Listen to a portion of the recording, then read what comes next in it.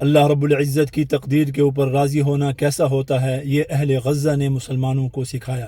ایسا ہونا چاہیے مسلمان کو کہ اللہ رب العزت کے ہر فیصلے کے اوپر ہر حالت میں راضی ہو، فی السراء والضراء۔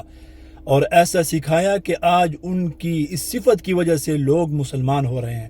آسٹریلیا میں کسی خاتون کا واقعہ ہے کہ وہ کسی مسجد کے امام صاحب کے پاس گئیں کہ مجھے مسلمان ہونا ہے، تو امام صاحب نے اس سے پوچھا کہ بھئی آپ مسلمان کیوں ہو رہی ہیں، کیا آپ نے قرآن کریم پڑھا ہے، کیا آپ نے رسول اللہ صلی اللہ علیہ وسلم کی سیرت پڑھی ہے، کیا وجہ ہے آپ کے مسلمان ہونے کی؟ تو اس نے کہا میں نے کچھ بھی نہیں پڑھا، میں نے نہ قرآن پڑھا ہے اور نہ میں نے سیرت کا مطالعہ کیا ہے، میں نے تو اہل غزہ کو دیکھ کر مسلمان ہونا ہے کہ یہ کیسے لوگ ہیں کہ ایک ماں جس کا لخت جگر شہید ہو جاتا ہے، کئی بیٹے شہید ہو جاتے ہیں اور خامن شہید ہو جاتا ہے، اور ایک باپ جس کا پورا خاندان چلا جاتا ہے، اور اس کے باوجود وہ کہتا ہے کہ الحمدللہ، اور میں اللہ رب العزت کے فیصلے کے اوپر اور تقدیر کے اوپر راضی ہوں۔